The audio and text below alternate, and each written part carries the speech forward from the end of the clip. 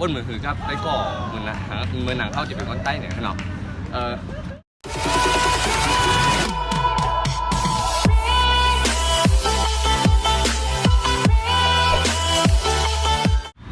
ไม่ลุงนะเมื่อใดก็ไม่จะมองไอ้ย่อยเย้คนตัวก็ถามมาดำหนาวกันเนาะว่ามาแล้วเด็กให้ทีมในเมืองไทยเมืองไทยในวงเฮียนมันได้ก็มาฮอตเขาย่างเอาเนี่ยขนาดมันได้เขาอยู่กันเลยนะเขาอยู่ในวงเฮียนค่ะโอเคมาจะเต้เขาอยู่ในลีนเนี่ยอยู่ดีเลยเขาอยู่ในลีนนะเดี๋ยวเนี่ยเขาเดี๋ยวมาถามพอไทยว่าคนไทยเนี่ยเนาะว่าเขาวนเหมือนคือกับไต้ก่อคนไต้เหมือนหนังเขาเนี่ยขนาดเหมือนเท่าเนี่ยกำถอดไปคนแรกกันนะครับก็ในก็เปิดไผ่ต้อยคลิปมืออันตั้งมือป่นเนี่ยเนาะเดี๋ยวอันนั้นคือก็ในชื่อว่าอย่างฮะใช่เอกครับแนะนำภาษาไทยใหญ่ดิไม่สุข่าข้าใจใจเอกครับไม่สุข่าข้าใจใจเอกครับโอเค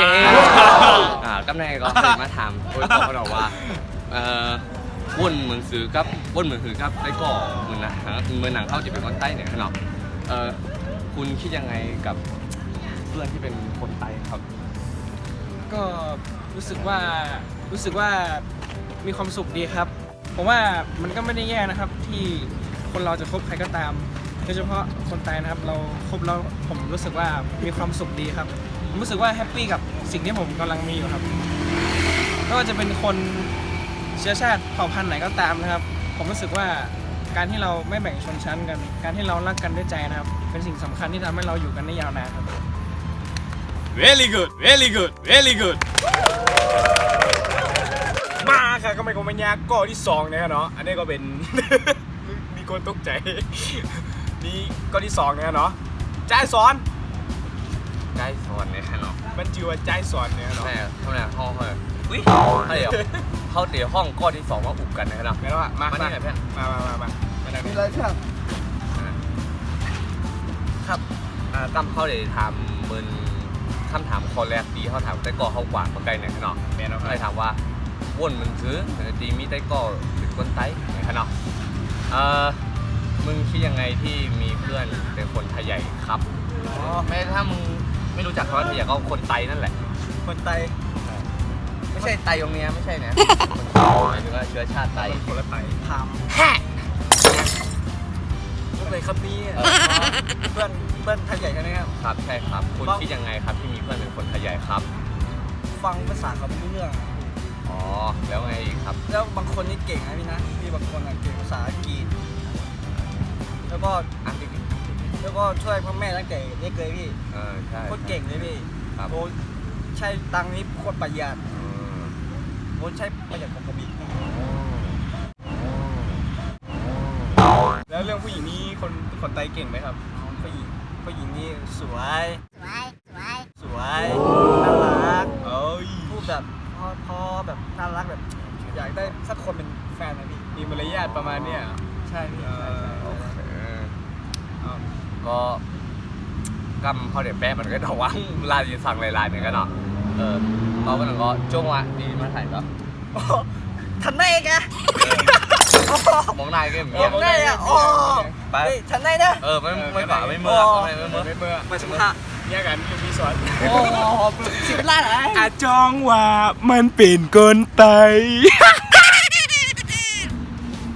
มาค่ะก็ไม่โกรธใหญ่มาทางตีเงาเนาะมันก็เอากวางปูนมั่งในคนดีเดี๋ยวมาสัมภาษณ์ใจตีเต็มใจกันนะแม่มันใครเขานั่งกันในก็หรอกันในแกกำลังก็จุกมากกันในแกมันลาแปดไหนเนี่ยเอากำลังก็มาถึงข้อที่3เนี่ยเขาหน่อยนะเป็นโอ้ยก่อเขาก้อยเนี่ยกันหรออันนี้ใครถ่อม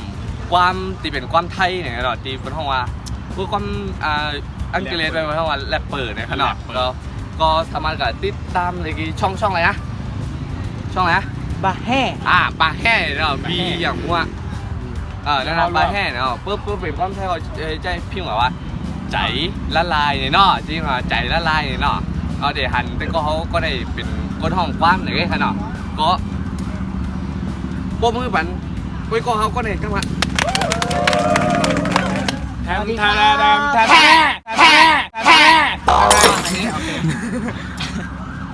ดีครับผมสวัสดีครับเมืองปนแต่ก็เขาเรียนการเนาะลูกเนี่ย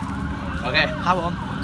ก็กำลังก็เป็นคำถามเดิมก่อนเนาะที่เขาเดี๋ยวถามก็ได้นะเนาะ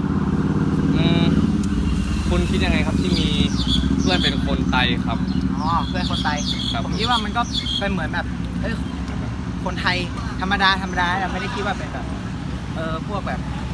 เกลียดเชื้อชาติอะไรด้วยนะไม่ได้รังเกียจเลยครับ แต่จริงๆก็แบบก็ถือว่าเป็นเพื่อนที่ดีบางคนใหญ่ดีๆก็มีเยอะนะครับอย่างเนี้ยเพื่อนผมคนนี้อยู่กันทุกวันอยู่ตั้งแต่ถึงปีหนึ่งจะไม่อยู่ด้วยกันแต่แบบปีสองย้ายเข้ามาก็สนิทกันรู้ทุกเรื่องอะหมดไส้หมดพุงอะแต่แบบคนใหญ่บางคนก็จิตใจดีแบบเขาใจกับใจไงให้ใจ ใจแรกใจเนาะ ใจแรก ใจแรกใจเอามาปั่นกันให้ไหนวะเนี่ย นี่เป็นหัวนมและหัวนม กรีดออกมาแลกกัน อ๋อโล เอามีถากออกมา นั่นแหละแล้วก็ผมคิดว่าเวลาแบบคนนอกเนี่ยที่เขามองว่าพวกไทยใหญ่แล้วเขารังเกียจอะไรอย่างเงี้ยผมว่ามันก็แล้วแต่คนมองว่าเขายังไม่เคยแบบรู้จักท่าแท้ไงบางคนเขารู้จักแต่ฝั่งที่ไม่ดีอย่างเงี้ยใช่อันนี้ถูก อ๋อแม่เนาะเขาเดี๋ยวไล่เนาะวางบอกเลยเนาะเขาเหมือนเลยว่าคนไต้กูก่อนอะไรว่าก่อนก็ไว้ถึงอาทีมีเรื่องว่ากะเฮ็ดอย่างเปิ้นให้เนาะเพราะมันดี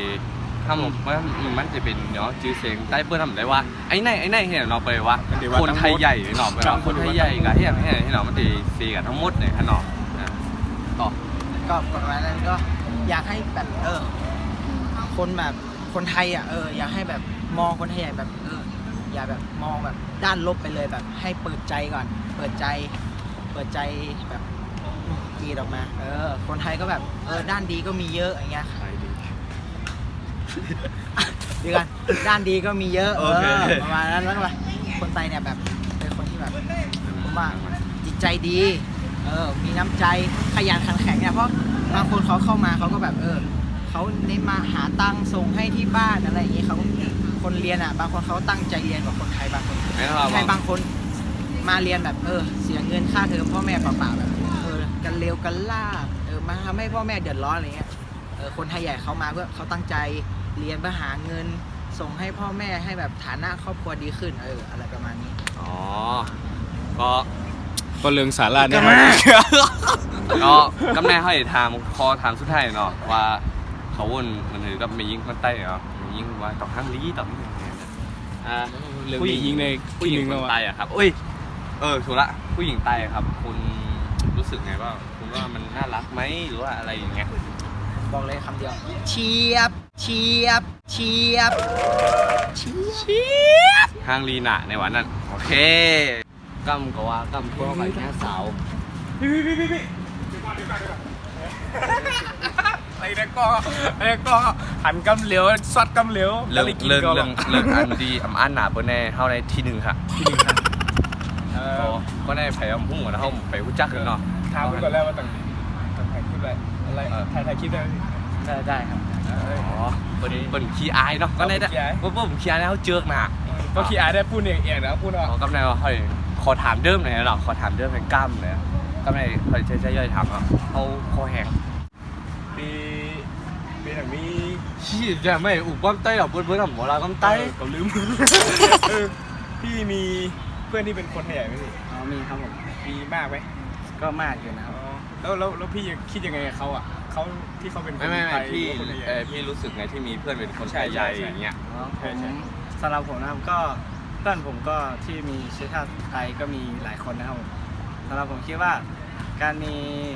เพื่อนไทยใหญ่นะครับก็เขาเรียกว่าอะไรอ่ะเขาเป็นนิสัยดีทุกคนนะครับผมแกล้งลีกูก็เนี่ยคือผมใจแรกใจอ่ะครับผมว่าไม่ว่าจะเป็นชนชั้นไหนก็ได้ชาติไหนก็ตามนะครับก็สิ่งที่มีก็คือมนุษยสัมพันธ์ที่ดีนะครับอย่าไปจบพระกันไปจบแล้วผู้หญิงไทยใหญ่นี่สวยไหมผมว่าบางคนก็สวยกว่าคนไทยนะครับเย็ดคนไทยเขาไหนก็เอาเรื่องรู้ไงก็ผมใครเดี๋ยวว่าบนห้องใครรบกวนไปแล้วนะประเด็นเมื่อไหนครับน้องประเด็นเมื่อห้องก่อนแต่เขาได้เป็นแถมเนาะเขาได้แถมเนาะเขาได้แถมให้เขาแนะนำตัวเป็นคนใต้เนี่ยขนาดเขาสอนเขาเหมือนว่าคิดว่าโป้นเนี่ยขนาดเดี๋ยวผมจะสอนพี่พูด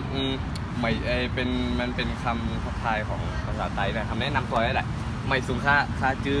พี่ชื่ออะไรนะอารันนี้เนาะโอเคไม่สูงค่าคาจือใจอารันค่ะไม่สูงค่าคาจือ ไม่สุขา คาจือใจอารัน จือใจอารัน ค่ะโอเคเอาไปของเขายาวๆ ไม่สูงค่าคาจือใจอารันค่ะ ไม่สุขา คาจือใจอารัน ขาจือใจอารันค่ะ เย้ very good thank you very well นะครับร้านเจอกันพี่ขอบคุณมากพี่เจอกันครับกลับบ้านดีๆพี่อย่าเดินเหยียบขี้หมานะเจอกันครับคนไทยก็เป็นก็หันที่ไหนเป็นก็เป็นคนหลี อย่าไปถ่อมมันแน่ๆอย่าไปถ่อมมัน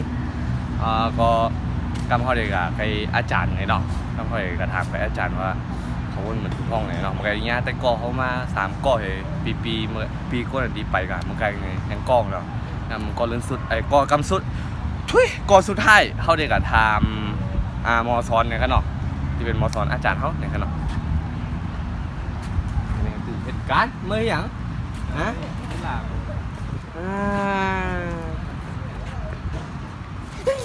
สวัสดีครับ สวัสดีเธอ ครับก็กำเนิดเขาออกมาหมอสอนเข้าแนวค่ะเนาะหมอสอนเขาเลยถามว่าบนมือถือเกี่ยวกับลูกอ่อนคนไต้เนี่ยค่ะเนาะครับอาจารย์คิดยังไงกับเด็กไทยใหญ่ครับที่เรียนวิทยาลัย เด็กไทยใหญ่ที่เรียนวิทยาลัยเลยครับ ครับ แล้วก็มันก็เด็กเป็นคนไทยใหญ่ก็ได้ แล้วเป็นไงอ่ะก็ไม่เป็นไรถามว่าคิดอย่างไรเหรอครับ ครับ สิ่งหนึ่งทุกชีวิตที่เกิดมาบนโลกใบนี้นะครับ มันมีค่าเหมือนกันหมด ไม่ว่าจะเป็นไทยใหญ่ไทยลื้อหรือต่างชาติ หรือเป็นพม่าคนไทย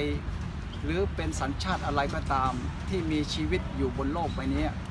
ทุกคนสามารถที่จะมีสิทธิ์และเท่าเทียมกันหมดเลยเถอะดังนั้นหลักการเป็นคนตอนนี้ครูอยากสอนเธอก็คือ 1. สินทรัพย์ที่มีค่าที่สุดบนโลกใบนี้คืออะไร คือชีวิตตัวเราครับ คือตัวเรา แล้วอันที่ 2 คืออย่าใช้เงินเกินฐานะของตัวเองครูขอจบไปแค่2อย่างแค่นี้พอครับส่วนคำว่าไทยใหญ่หรือไทยไม่ต้องไปพูดถึง ทุกคนมีสิทธิและเสรีภาพ ทุกคนมีธาตุสี่คือดินน้ำลมไฟเหมือนกันหมดเลยคือชีวิต